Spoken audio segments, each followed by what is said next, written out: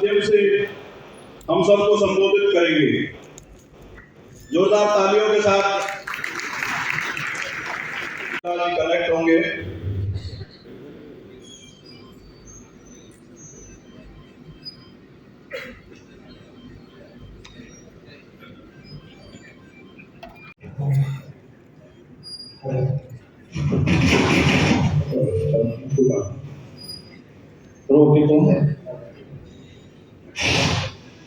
नमस्कार।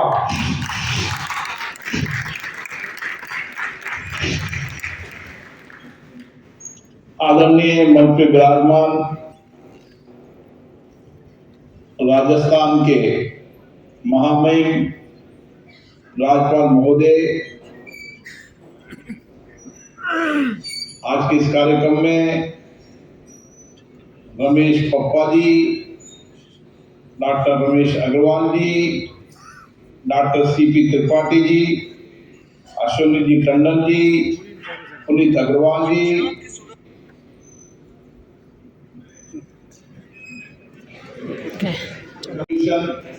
ताकि आने वाले समय के अंदर किस तरीके से जैसा ये संगठन है राष्ट्र सेवा देश सेवा, उसी तरीके से राष्ट्र सेवा देश सेवा के संकल्प के साथ ये ऑर्गेनाइजेशन काम कर रहा है।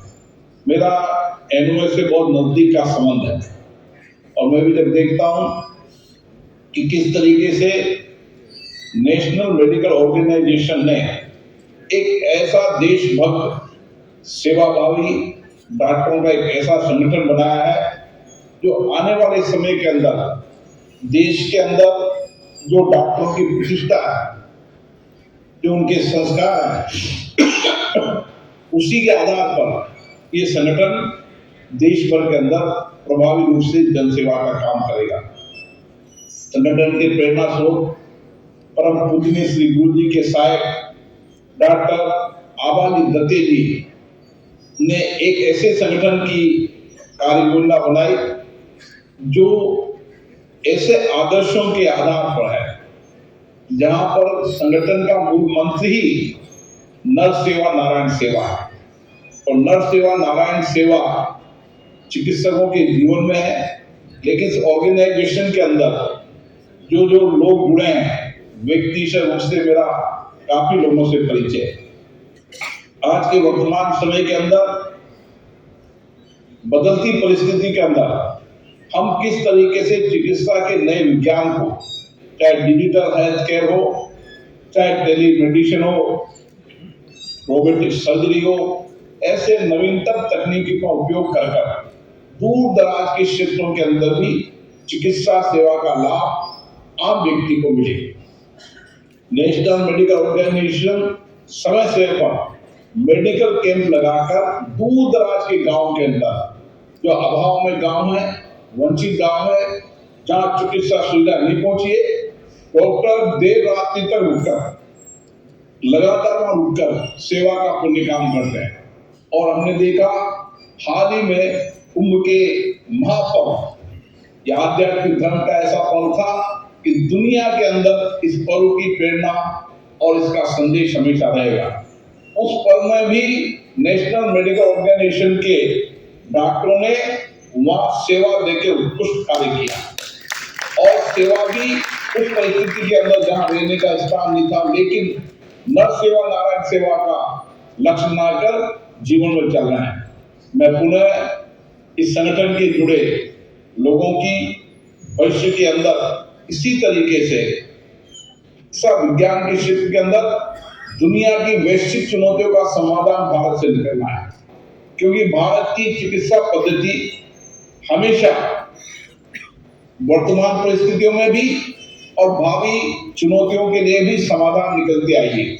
ये बात सही है कि दुनिया का इतना बड़ा देश होने के कारण, ग्रामीण क्षेत्र में हमारी आबादी होने के कारण हम उन चिकित्सा विज्ञान के उन प्रकल्पों को, उन तकनीकी को अभी वहां नहीं पहुंचा पा रहे हैं। लेकिन माननीय नरेंद्र मोदी जी के नेतृत्व में और राजस्थान में भजन लाल जी के नेतृत्व में निश्चित चिकित्सा सेवा के रूप में एक नया परिवर्तन आया है। मैं पुनः सभी चिकित्सक गणों को प्रणाम करता हूं और विशेष रूप से महामहिम राज्यपाल यहाँ पर पधारे, उनकी गरिमा में उपस्थिति हमको नई प्रेरणा देती है। उन्होंने जीवन भर सामाजिक सेवा से राजनीतिक सेवा की ओर कार्य किया है। उनका लक्ष्य जीवन के अंदर सामाजिक सेवा है। इसलिए चाहे सहकारिता क्षेत्र हो, चाहे अन्य क्षेत्र हो, सभी क्षेत्रों में उन्होंने मानवीय सेवा का पुण्य काम किया। उनका मार्गदर्शन हम सबको प्रेरणा देता रहेगा। पुनः नेशनल मेडिकल ऑर्गेनाइजेशन के सभी पदाधिकारियों को, सभी चिकित्सकों को आज इस राष्ट्रीय सम्मेलन की बहुत बहुत शुभकामनाएं, बहुत बहुत बधाई। कार्यक्रम को आगे बढ़ाते हुए स्वराज की अलख जगाने वाले छत्रपति शिवाजी महाराज की पावन धरा से कृषक परिवार में जन्मे सरल एवं सहज स्वभाव के धनी, जिन्होंने सार्वजनिक जीवन में विभिन्न राजनीतिक और संगठन के दायित्वों का निर्वहन किया, अब राजस्थान के सर्वोच्च संवैधानिक पद को सुशोभित कर रहे हैं। आशीर्वचन के लिए अब हम अनुरोध करेंगे राजस्थान के प्रथम नागरिक एवं कार्यक्रम के मुख्य अतिथि महामहिम राज्यपाल महोदय। करतल ध्वनि के साथ स्वागत कीजिए महामहिम राज्यपाल महोदय। नेशनल मेडिकल ऑर्गेनाइजेशन के संगठन का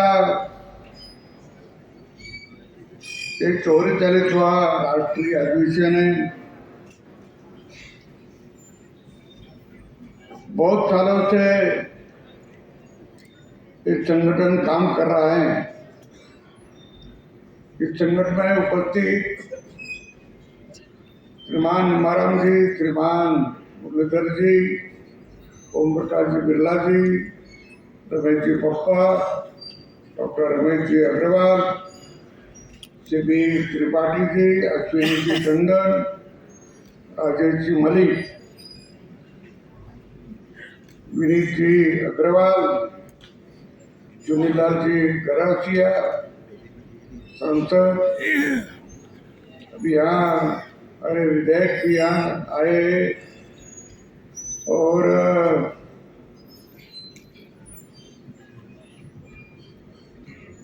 यहाँ उपस्थित सभी डॉक्टर यानी के सभी साथी भाई और बहनों, ज़्यादा परिचय नहीं था। निमाराम जी ने मुझे आज्ञा की कि आपको जाना पड़ेगा। मुझे ठीक है, मैं जाऊंगा, समय पे जाऊंगा। और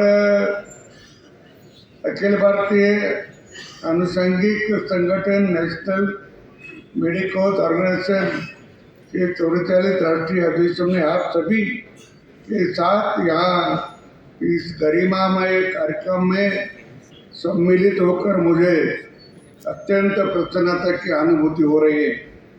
मैं इस सम्मेलन में देश के विभिन्न राज्यों से पधारे चिकित्सक एवं चिकित्सा छात्रों का राजस्थान की इस झीलों की नगरी उदयपुर में स्वागत करता हूँ, अभिनंदन करता हूँ। ये बहुत महत्वपूर्ण है कि अखिल भारतीय अनुषंगिक संगठन नेशनल मेडिकल ऑर्गेनाइजेशन ने अपना आदर्श वाक्य रखा है, नर सेवा नारायण सेवा।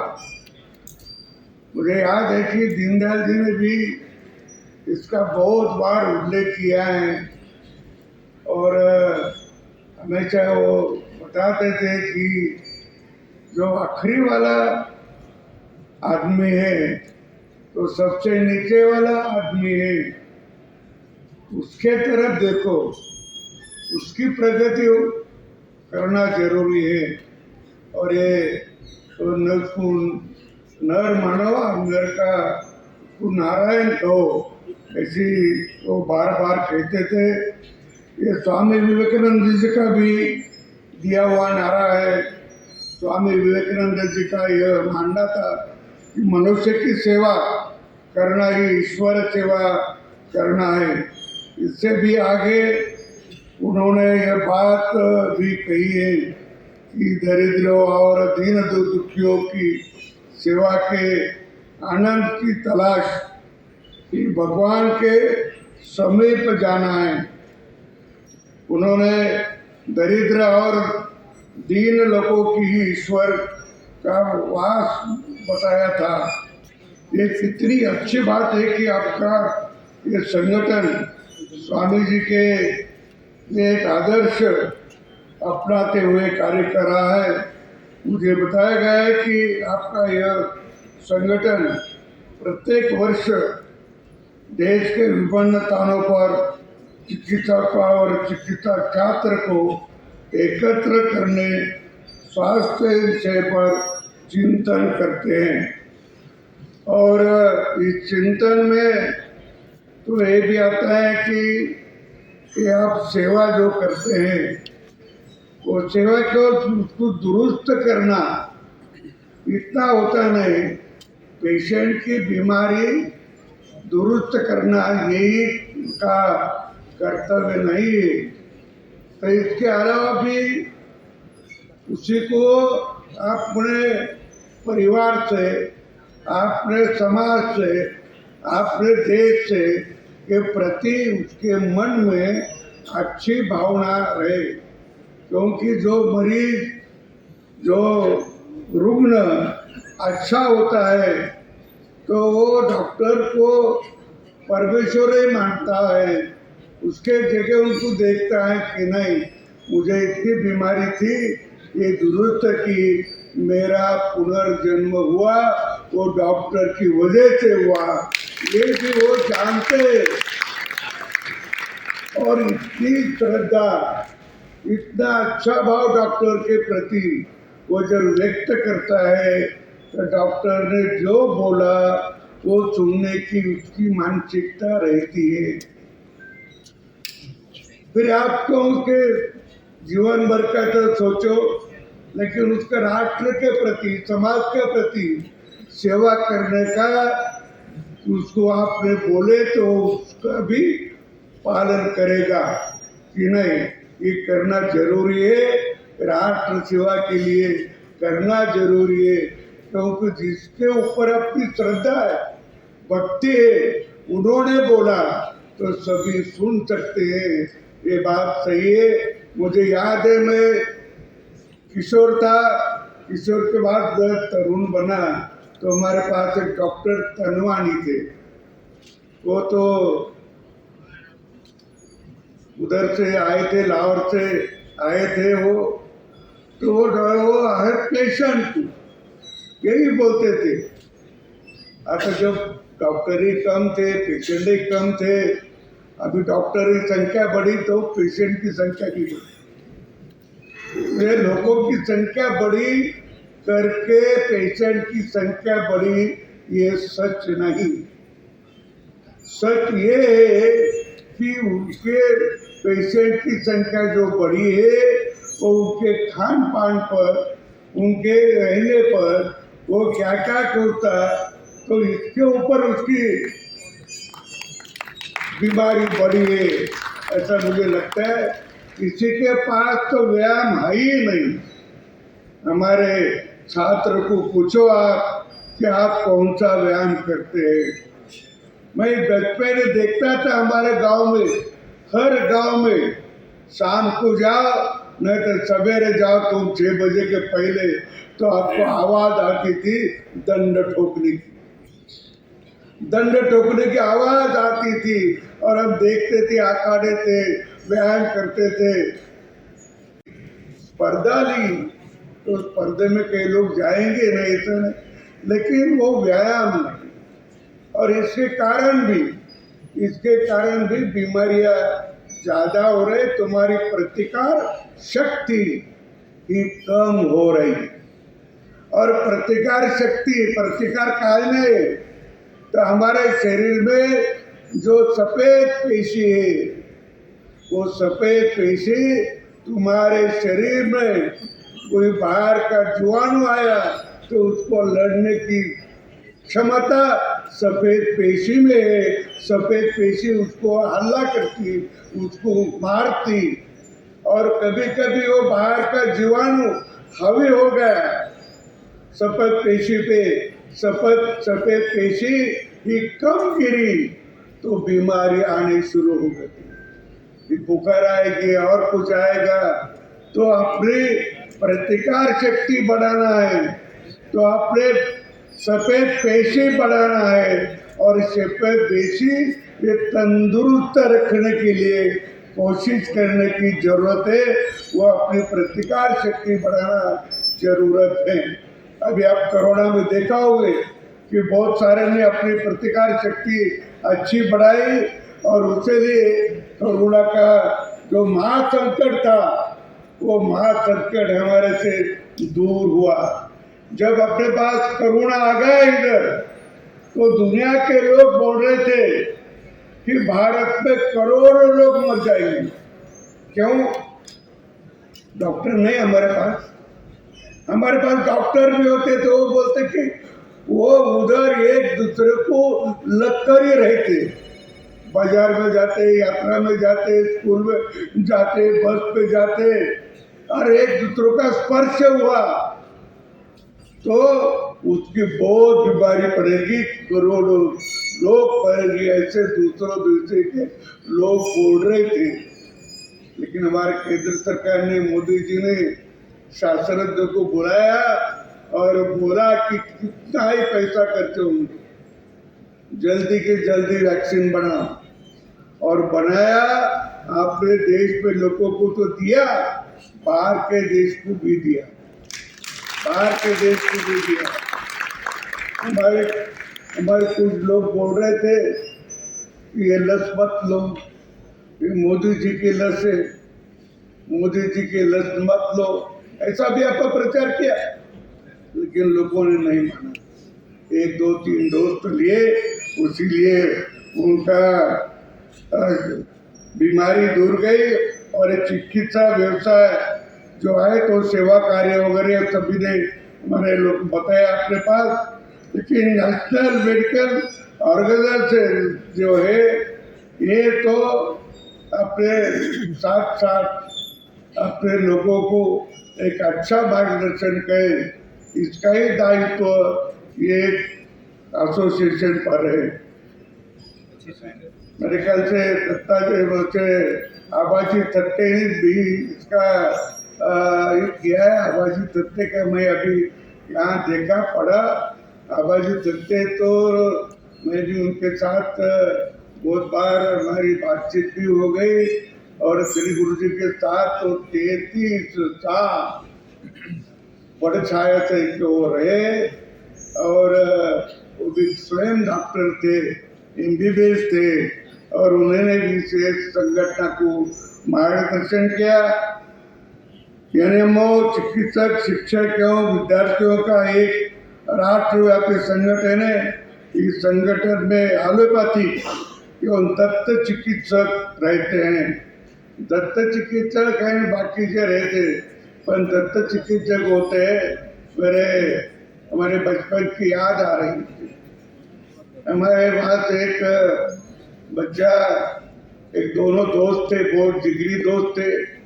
एक अच्छा पढ़ा, वो डॉक्टर बना, और दूसरा जो गांव में रहा, कभी कभी मिलते थे तो वो एक साथ बैठते थे, और जो गांव में रहा वो उन्हें पूछा, वो डॉक्टर तू कैसा डॉक्टर हो गया? तो बोला भी आँख का डॉक्टर हो गया, आँख का। तो ही रहते तो दांत रहते।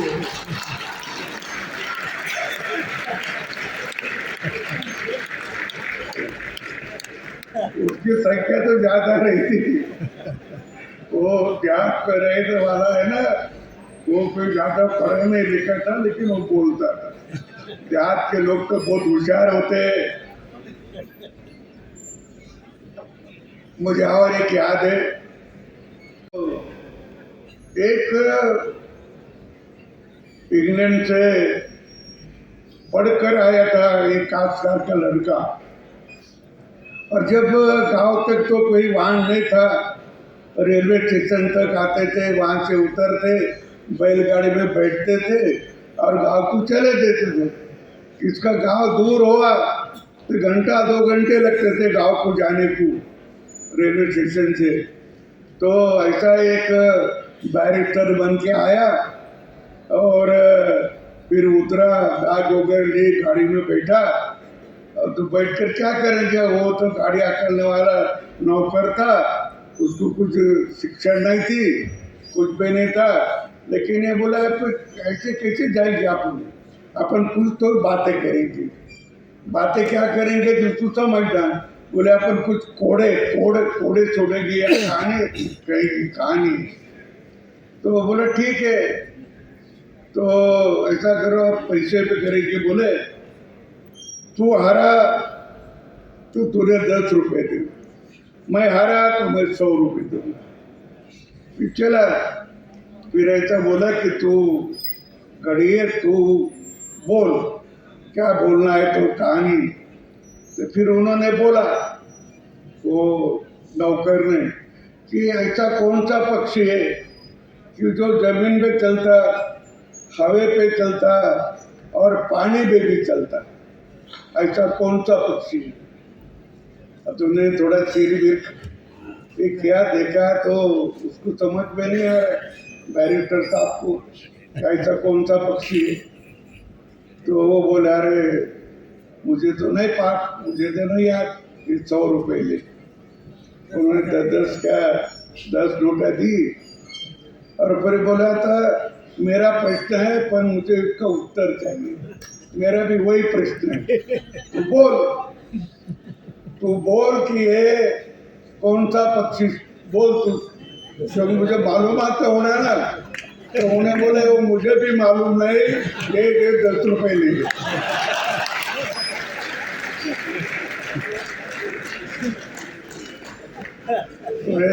देहाती लोग होते हैं। तो मुझे ये भी है कि ये साथ ही इस मंच के माध्यम से चिकित्सा और सम्मान करे और साथ ही कार्यस्थलों पर चिकित्सा को हिंसा या प्रभावी रूप से रोकथाम में मदद की। कुछ ऐसा होता है कि मरीज हॉस्पिटल में आने के बाद कभी कभी गुजर जाता है, तो उसके लोग जो नाते संबंध होते हैं, बाहर के लोग आते हैं, वो डॉक्टर को ही जिम्मेदार पकड़ते हैं। ये बात तो सही नहीं, लेकिन बहुत बड़ा उसका एक्सीडेंट वाला हो, पहले से खून गया होगा, ज़्यादा खून गया तो क्या करेगा डॉक्टर भी, वो भी कुछ नहीं कर सकता। कोशिश तो करते, सब कोशिश को निकालते, और ऐसे में बहुत हानि भी होती है, डॉक्टर का अपमान भी होता है, वो हॉस्पिटल का तोड़फोड़ भी होता है। ये तो ठीक नहीं, ये तो लोगों को समझ देने की और उसका प्रबोधन करने की जरूरत है। और ऐसे इस पे प्रबोधन करना बहुत ठीक है, लेकिन एक बात ये भी करना चाहिए कि किसी ने भी एक आधे डॉक्टर नहीं, वो 10-5 डॉक्टर रहते हैं बड़े हॉस्पिटल में, वो कोशिश करते हैं, पर जो डॉक्टर है और उसका काम है थिएटर में, उन्होंने नाटक से बातचीत करना, नातेवाईक से बातचीत करना, नहीं ऑपरेशन चल रहा है, कठिन है, बहुत रिस्क है, तो भी डॉक्टर कोशिश कर रहे हैं, प्रयत्न कर रहे हैं। मेरे ख्याल से एक डॉक्टर ने वो नाटक से ये बात समझा कि तो उसका ये भी कम हो जाएगा, उसका जो राग है, जो गुस्सा है, वो कम हो सकता है। और ये बात आपने ध्यान में रखना, ग्रामीण क्षेत्रों में चिकित्सा की उपलब्धता बढ़नी चाहिए। अभी सभी जगह 2-4 गांव में एक तो भी सरकारी हॉस्पिटल है, प्राथमिक केंद्र है, उप प्राथमिक केंद्र है, तालुका केंद्र है, जिला हॉस्पिटल है, पर बहुत जगह डॉक्टर भी नहीं। डॉक्टर की कमियां हैं, और कमियां तो राज्य में डॉक्टर की कमी है ऐसे नहीं, तो भर्ती हुई नहीं, इसकी कमी है, तो वो भी सरकार ने जल्दी करना चाहिए। और ऐसा कोई ही हॉस्पिटल छोटा हो बड़ा हो उसमें डॉक्टर रहना ही चाहिए। बिगर डॉक्टर का देहात का जो हॉस्पिटल है वो वैसा नहीं रहना, ये देखिए ध्यान में रखना चाहिए, ऐसा मुझे लगता है। और अभी सभी आप सुनते हैं कि हॉस्पिटल में तो अच्छी व्यवस्था होती है। अपने एक संस्कृत श्लोक है, सभी जगह वो अपन उसका उपयोग करते हैं, सर्वे भवन्तु सुखिनः सर्वे सन्तु निरामया सर्वे भद्राणि पश्यन्तु मां कश्चित् दुःख भाग भवेत्। अतः ये तो सभी का अपन सुख चाहते, सभी का चाहते। ये तो चाहे गीते का या इसमें का श्लोक है, कितनों साल पहले लिखा है। ये सभी का सुख चाहिए। और अपने तो सारे विश्व को अपना कुटुंब ही माना है, सारा कुटुंब माना है। और दुनिया का बिल्कुल अपन वो अच्छा दुनिया के लोग रहे, उनकी भी चिंता की। अपन तो पक्षी की प्राणी की भी की, सभी की चिंता करते आप। लेकिन आपका बहुत सारा पहले बहुत सारा अपने पास था, बहुत सारा अपने पास था, लेकिन वो अपने पास रहा नहीं। अपन भूल गए, भूल नहीं गए, भुलाने की कोशिश की। और हजारों 700-800 साल अपने को जो दूसरों का आक्रमणकारियों का राज था उस पर बहुत अपनी लूट हो गई। लूट तो सोने की हो गई, लूट पैसे की, बौद्धिक क्षमता की भी लूट हो गई। बौद्धिक क्षमता, हमारी बौद्धिक क्षमता कुचल गई। हमारी बौद्धिक क्षमता में पड़ा है। हमारे इधर महाराष्ट्र में, मैं जिस गांव में रहता है उसके बाजू में देवगिरी किला है, दौलताबाद उसका नाम है। वो देवगिरी किला 1200-1300 शताब्दी में वो अलाउद्दीन खिलजी उधर आया था और उन्होंने उसको रामदेव राय को पराजित किया। और उन्होंने संदेश दिया उनके लोगों को कि हिंदू के पास इतनी जमीन रखो कि वो साल भर उसका अनाज खाए। हिंदू के पास घोड़े रखो मत, घोड़े रखेंगे तो तुम वो कभी न कभी घोड़े इकट्ठा करके लड़ाई को तैयार हो जाएंगे, तो घोड़े मत रखो। ये वही हुआ नहीं। हमारा चिकित्सा शास्त्र इतना बड़ा था, आयुर्वेदिक का, आप पढ़ते तो अपने नालंदा विश्वविद्यालय अपन सबको मालूम है। आता फिर से वाक्य अच्छा कर रहे केंद्र सरकार। वो नालंदा विश्वविद्यालय में वो बख्तुरुद्दीन खिलजी आया था पहली बार, बख्तुरुद्दीन खिलजी। और वह बीमार पड़ा। उनके साथियों ने बोला, अरे भाई हमारा खिलजी बीमार पड़ा, उसको कोई दवा वगैरह दो। तो किसी के पास दवा है तो देखो। किसी ने बोला कि नालंदा विश्वविद्यालय के एक आयुर्वेदिक विभाग के एक प्रमुख है, उनसे तुम बुलाओ। वो आए, उसकी नाड़ी परीक्षा की और बोला कि मैं इसको दवा देता हूँ। वो बख्तुरुद्दीन खिलजी बोला, ये काफर लोग है, इनकी दवा मैं नहीं लूंगा। तो भी उनके साथ के लोग थे, वो रिक्वेस्ट कर रहे थे कि कुछ भी करो वैद्यराज, उनको दवा दो। वो बोले मैं दवा देता हूँ। वो कुरान पढ़ता है ना, तो हाँ, तो मैं कुरान के पढ़ने को लगाने की दवा देता हूँ, भस्म देता हूँ, वो रोज लगाना। और उसको एक आदत थी कुरान के पढ़ने के लिए, जीभ को उंगली लगाना, पन्ना पलटना, उंगली लगाना, पन्ना पलटना। तो पन्ने को जो दवा लगी थी वो उंगली को लगती थी, उंगली से जीभ को लगती थी, जीभ से पेट पे गई और वो धीरे धीरे वो दुरुस्त हो गया।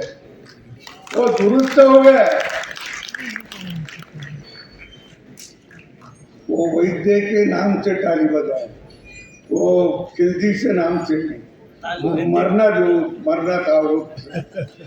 अरे उन्होंने बोला, अरे काफरों के देश को इतनी अच्छी दवा है, इतना अच्छा शास्त्र है, ये अपने देश में नहीं, ये रखो मत, इसको जला दो। और फिर जलाया, 3 महीने तक जलते रहा, 3 महीने जलाया। और तुम्हारे देश में वहां से हमारे इधर इंग्लैंड के लोग पहले जो आए थे, उन्होंने लिख के रखा, इंग्लैंड के गैजेट पे आज भी है, क्या लिखा कि भारत में जेवढे गुरुकुल है, जितने गुरुकुल है उतने गुरुकुल शाला ब्रिटेन में भी नहीं, ब्रिटेन में भी नहीं, उन्होंने गैजेट में लिखा है। लेकिन जब अंग्रेजों का राज आया, पहले मुगलों का राज आया, उन्होंने हमारे ग्रंथ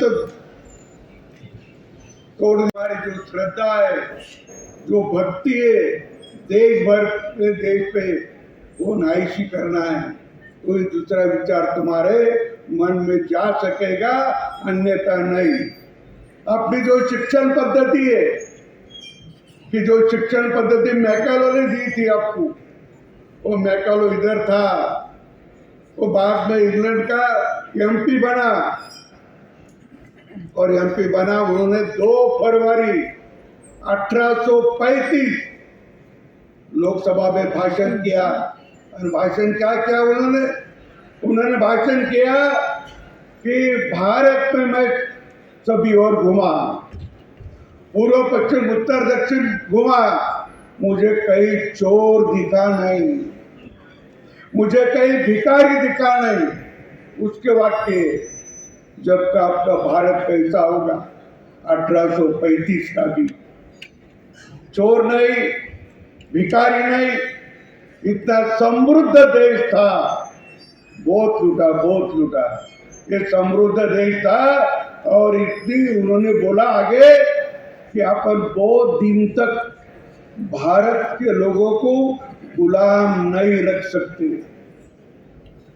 बहुत दिन तक भारत के लोगों को गुलाम नहीं रख सकेंगे, क्योंकि उनकी नैतिक बल बहुत है, उनके पास नैतिक क्षमता बहुत है, चारित्र्यवान है, परिवार को संभालते, सबको एक दूसरे को मदद करते, ऐसी नैतिक क्षमता और उनकी श्रद्धा भक्ति उनके देव धर्म पे बहुत है, और बहुत होशियार भी है। हम नहीं उसको ज्यादा दिन हमारे कब्जे में रखेंगे। तो क्या करना है, तो उन्होंने कहा कि इनकी शिक्षा पद्धति बदलो, भारतीयों की शिक्षा पद्धति बदलो, भारतीय लोग जो पढ़ेंगे, और उन्होंने सभी अपने गुरुकुल बंद कर दिए, सभी स्कूल बंद कर दिए, पढ़ने का सवाल ही नहीं। तो इंग्रज अरबों ने भी वही किया, और स्कूल बंद हो गए, पढ़े नहीं, तो क्या करोगे। और बीच के बहुत साल तक ऐसे रहने के बाद अपन अपनी श्रद्धा से, अपनी नैतिक विचारों से, नैतिक इच्छा शक्ति से आप भले आगे चले। लेकिन ये उनकी तैयारी थी, वो उनका विचार था कि इनकी शिक्षा पद्धति बदलो। अभी तक वही चालू है, अभी तक वही चालू थी। अभी 2018 में केंद्र सरकार ने 400 कुलपति और 1000 जिसके शैक्षणिक विभाग में, शिक्षा विभाग में वो अच्छे काम करते, ऐसे 1400 लोगों को 2 साल बिठाया, 2 साल उन्होंने चर्चा की, और नई शिक्षा पद्धति उन्होंने अभी लागू कर दी, सभी और लागू होगी। अभी जो पद्धति से सीखेंगे वही देश का भी, समाज का भी, धर्म का भी, हमारे पूर्व लोगों का भी, और हमारे वेद से भी सब ध्यान रखेंगे। और अपने पास था। मैं और एक बात कहूँ, अपने पास देश विश्व में तो जीरो का शोध तो यहाँ लगा, भास्कराचार्य ने लगाया जब तक तो विदेश में जीरो भी नहीं था। अरे दशलम पद्धति ये उनके पास, जब यही इंग्लैंड का आदमी यहाँ आया तो अपने पास एक कपास का जो झाड़ होता है जिससे अपन कपड़ा आपके पास कपास का कपड़ा है, तो वो जो आया तो बोले भारत के लोग नहीं होशियार है, बहुत होशियार है। वो पेड़ों उनको कपास भी नहीं मालूम था, वो लोकर बोलते थे कपास को, क्या उनके पास नहीं था। पेड़ के वो लोकर से कपड़े बनाते थे, पहनते थे, अपने से कपड़े लेके गए वहाँ, अपने से कपास लेके गए उधर। ऐसा तो इंग्लैंड भी था। हम और एक बोलूँ तो कि जब अपना न्यूटन का अपन गुरुत्वाकर्षण का शोध लगाया, पोलैंड का शास्त्रज्ञ था, उन्होंने भी यही बोला था, लेकिन उसको दबा दिया। उसके समय उन्हें तोड़फोड़ कर दी, दबा दिया। उसके पहले 1150 भास्कराचार्य ने किताब लिखा, उसमें लीलावती नाम का एक किताब है, और एक किताब आज भी बाहर देश में ज़्यादा है। मुझे एक बार यहाँ राजस्थान के मुंबई का एक आदमी था, उन्होंने बताया कि हमारे यहाँ कई साइंटिस्ट उधर गया जर्मनी में, तो उसको क्या भेंट दी उन्होंने, उधर की कोई वस्तु भेंट नहीं दी, लीलावती किताब भेंट दिया। लीलावती किताब हमारे पास नहीं, उनके पास है। और वो लीलावती जो बच्ची थी उनकी, उन्होंने भास्कराचार्य पूछा, बाबा तुम बोलते सूर्य स्थिर है, पृथ्वी उसके साथ घूमती, चंद्र उसके साथ घूमता, तो वो गिरते क्यों नहीं? उन्होंने कहा वो एक दूसरे को आकर्षित करते, एक दूसरे को आकर्षित करते करते गिर के नहीं। गुरुत्वाकर्षण आणि एक को आकर्षण करना कोई ज्यादा फर्क नहीं फर्क। वो 1150 पे भास्कराचार्य ने लिख के रखा। उसके पहले तुम्हारे ऋग्वेद में इसका उल्लेख है। ऋग्वेद में मैं एक ऋग्वेद के जानकार को पूछा, अरे मैं ऐसा ऐसा सुना है, तो उन्होंने मुझे एक श्लोक ही बताया, एक श्लोक बताया। हमने बात तो इलेक्ट्रिसिटी कैसे निर्माण करना, इसका भी प्रयोग यहाँ होता था, और उसके भी श्लोक है अभी भी, हजारों साल पहले। मैं परसों एक पढ़ा, हमारे मुंबई में एक तरुण इंजीनियर था, उसका जन्म 1864 में हुआ था, और उन्होंने भारद्वाज का, महर्षि भारद्वाज नाम तो आप पढ़ा होगा, लिखा होगा, मालूम है। भारद्वाज का एक किताब पढ़ा था उन्होंने। भारद्वाज ने उसके किताब में ये लिखा है कि वायुयान का प्रकरण, तो उन्होंने वो प्रकरण पढ़ के एक विमान तय किया, और 1895 में उसको मुंबई के चौपाटी में उसका उड्डान भी कर दिया। लेकिन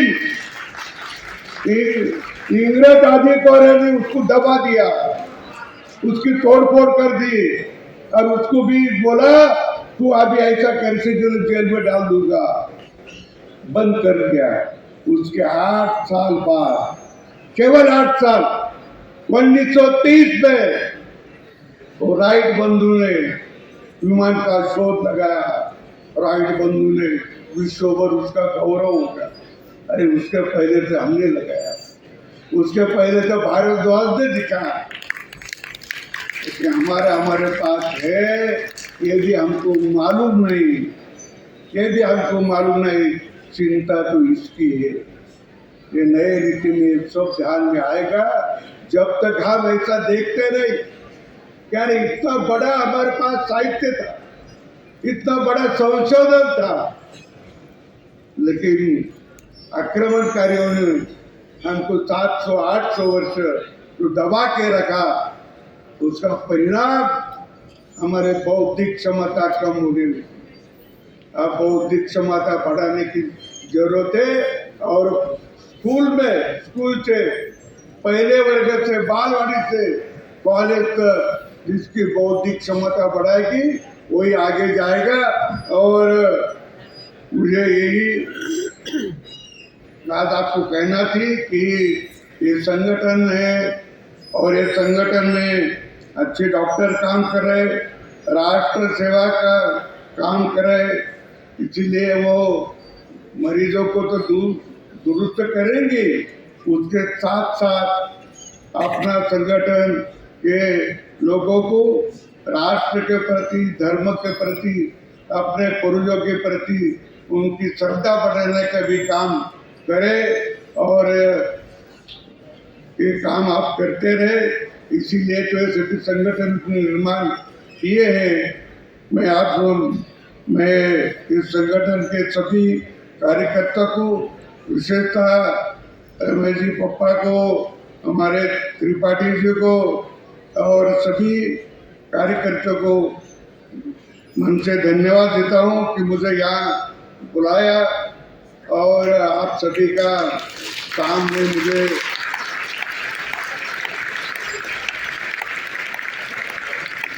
कहने का मौका दिया, इसलिए आपका सभी का धन्यवाद। जय भारत, जय राजस्थान। हम सब में नई ऊर्जा एवं नई प्रेरणा का संचार हुआ है। आपका हृदय से धन्यवाद। उद्घाटन सत्र को संपूर्णता की ओर ले जाते हुए धन्यवाद व्यक्त करने के लिए आयोजन समिति के अध्यक्ष डॉक्टर राजेश जी मलिक से विनम्र अनुरोध। बागड़े, राज्यपाल राजस्थान, माननीय श्री ओम जी बिरला, अध्यक्ष लोकसभा, आदरणीय श्री रमेश जी पप्पा, पालक अधिकारी National Medical Organisation, doctor Ramesh ji Agarwal, क्षेत्रीय संघ चालक Rajasthan, doctor C B Tripathi ji, all India president, doctor Puneet ji Agarwal, all India organising secretary, doctor Ashwini ji Tandon, all India general secretary, doctor Vipin ji Mathur, principal RNT medical college, हमारे यहाँ पधारे आदरणीय क्षेत्रीय प्रचारक माननीय निम्बाराम जी भाई साहब, माननीय श्रीवर्धन जी भाई साहब, हमारे बीच का प्रांत प्रचारक मुरली जी एवं सह प्रांत प्रचारक डॉक्टर धर्मेंद्र जी, विभाग संचालक आदरणीय हेमेंद्र जी और हमारे ऊर्जावान ग्रामीण MLA माननीय फूल सिंह जी एवं यहाँ पधारे हुए उदयपुर के भामाशाह एवं देश के विभिन्न राज्यों से पधारे हुए चिकित्सक, शिक्षक, विद्यार्थी बंधुओं एवं गणमान्य नागरिकों, महाराणा प्रताप की वीर भूमि, मीरा की भक्ति भूमि, पन्ना धाय की त्याग भूमि और सुंदर झीलों की नगरी उदयपुर में आपका स्वागत और सादर अभिनंदन। हमारे लिए गर्व का विषय है कि हमारे माननीय राज्यपाल महोदय श्री हरिभाऊ जी बागड़े आज इस उद्घाटन समारोह में पधारे हैं। महोदय ने बड़ी सहजता से हमारा ये निमंत्रण स्वीकार कर अपना उत्साह वर्धन किया। महोदय जी, आपका बहुत आभार, अभिनंदन एवं हृदय से धन्यवाद। आशा है आगे भी हमें इसी तरह आपका आशीर्वाद हमें मिलता रहेगा। इसके साथ ही माननीय ओम जी बिरला, अध्यक्ष लोकसभा, आपने अपने व्यस्तम कार्यक्रम से समय निकालकर हमें अनुग्रहित किया, हमारे इस कार्यक्रम से जुड़े। महोदय, आपका बहुत बहुत धन्यवाद एवं आभार।